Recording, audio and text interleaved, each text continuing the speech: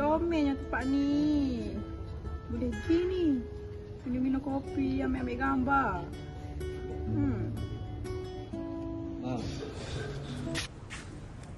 Adik ada benda nak bincang. Bincang ke apa, Kak? Adik kerja lama dah. Lepas tu adik serah adik kenang dengan Sari Tino ni. Lah, nak nikah dah kau? Tak sini nikah lagi. Lepas tu? Nak tunai dah dulu seselu lah. Nak tunai dulu. Apa tak sini nikah lalunya? Dah kerja dah tu. Sebab nak kena kenal dulu kan. Lepas tu? Tu serah nak minta tolong mak lagi mengisi dia. Nak pergi minta dia lah. Bilanya nak tunai? Ikutlah. Kalau boleh cepat-cepat lah nak tunai. Cepat tunai, cepat nikah. Cepat boleh cucu. Ya. Gatal birah mu ni.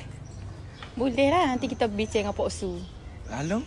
Bincang Along juga. Along ada. Along duduk dalam bilik saat ni. Halo? Halo? Ya, Mak. Ya, Mak. Duduk. Bapanya? Ni nak oyak ni. Nak nikah dah. Nak nikah dah, adik? Nak tunai. Tunai? Tunai. Bah lagu mana kira?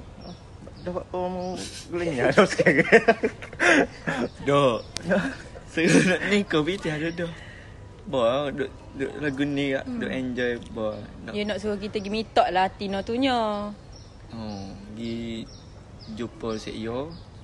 Lepas kita kena tak tahu nak Pok Su atau wakil. Tak apalah kalau gitu. Boleh tak nak tunai ni? Tak boleh? Tak apa. Ikut hati mak tak sewi. Apa? Anak bosu. Tak apalah, nanti Along try minta tolong ke Pak Su lah. Kena wakil dia lah.